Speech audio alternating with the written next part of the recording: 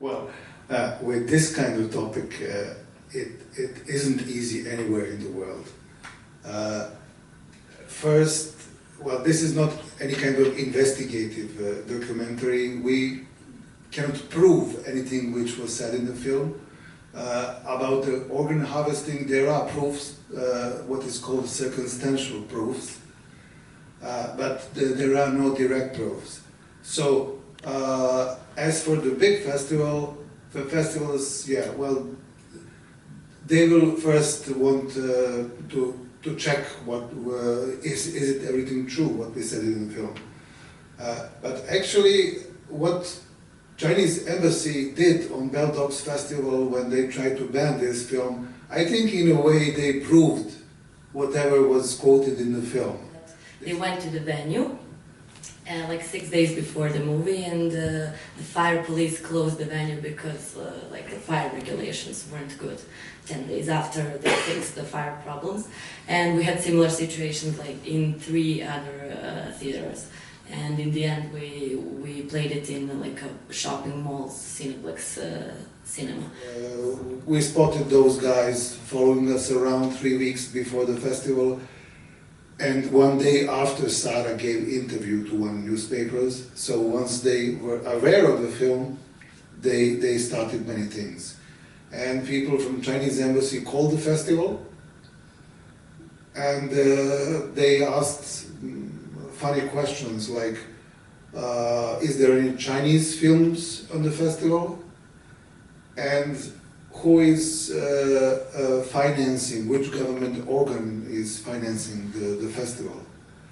The good thing is that the festival is funded by European funds, not by local ones. So that was not any kind of point of pressure to them. So I must say that the festival was really, very supportive, and we would never have this premiere in Serbia if they didn't support us, and if in the end the Serbian film community didn't stood up and said this cannot be. The films in Serbia were never officially banned. Even in communist times, they were just put aside. Kind of attitudes in the movie. One, to emphasize the Falun Gong persecutions, and also the situation in Serbia, to show how the democracy is not working, let's say like this, maybe. So was this the main idea of the movie, of the film, or what was your kind of like a sparkle that you decided that we are going to shoot this and we want to spread it, we want to do it? I've been waiting for this question for like so many screenings now, so thank you. Pretty obvious question. Actually, yeah, nobody asked that. So we didn't prepare this question. So Dan wrote the script, so it was his idea and his part, so he will say his part of the story. But why I was so eager to do it is because I felt the oppression on myself, on my family. I went through all that stress, and I wanted to say the story about Serbia mainly, about everything that happens to me, to my country, and the whole that part. And Dan was obviously wanted to spread the information about what happens in China. So together we make a good movie that makes sense. Well, this story, when I had to live in it, it was very, very thrilling. It was a thriller, so I personally wanted to make a documentary thriller and to say some very serious things through it. And yeah, I wrote the script, but I must say that in the end, there is nothing from my script in the film. Well, and later I learned this is normal for documentary films. I'm a writer, but I'm not a filmmaker. So, well, obviously, scripts for documentaries are written after the film, not before the film. So, in the end, I don't consider myself an author of the film in any kind. These are Sara and Nicola. And, yeah, that's it. That's not true. But I wanted to add that that was actually the biggest challenge of this movie. Like, there's two really big subjects, and how to combine them, how much to give from the Serbian story and how much from the Chinese story. For me, that was the biggest challenge in editing, and I just couldn't find the right measure. And then Nicola, who is the editor, came as a fresh face, because him and I are father and daughter. So that was also very difficult. I'm sorry. That was very difficult to work, and I was so annoyed all the time, probably him as well. So in the end, Nicola came as like a fresh person, non-family member, and that's why this movie came to an end. Never any kind of incident, any act of violence by Falun Gong practitioners in China or outside of China. This is one of the reasons why general public in many countries don't know much about persecution of Falun Gong in China. Because, for example, those guys who fight for Tibet, they can be violent, they can do some things, and that's interesting for the media. Whatever Falun Gong does is parading, making, I don't know, theater shows, films, and so on, nothing aggressive.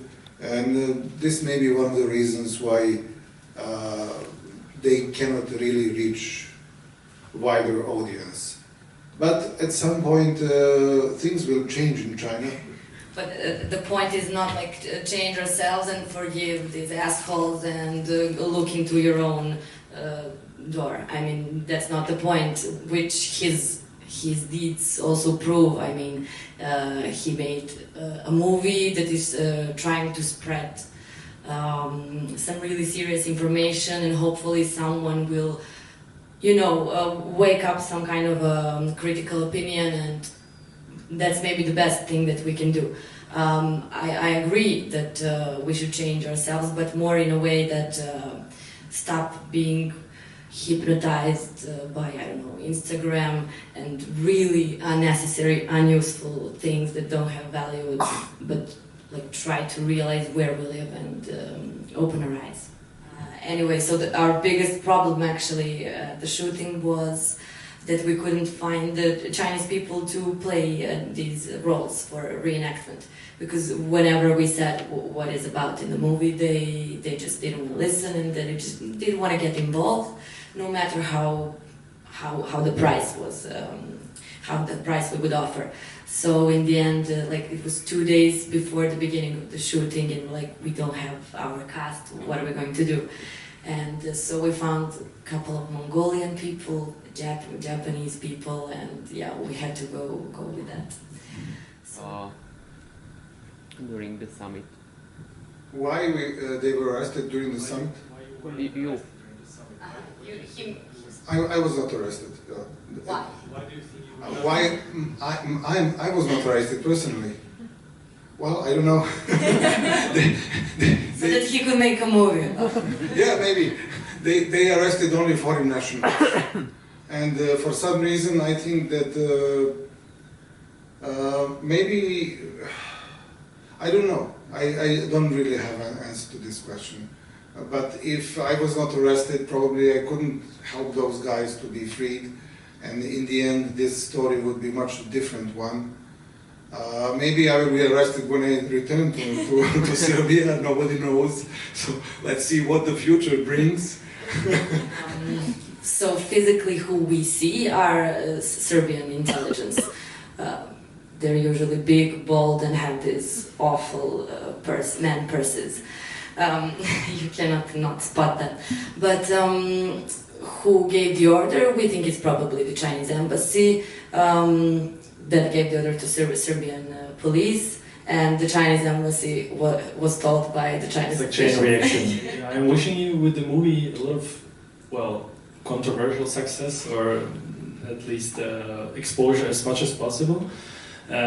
Because I will just tell you that Sara, with her short film The Brazilian, in 2018 participated also in Cannes short film corner this year. So I wish you that you will maybe be with this movie there one day, we'll see. Okay, so thank you once again. This was Sara Markovic and Dejan Markovic.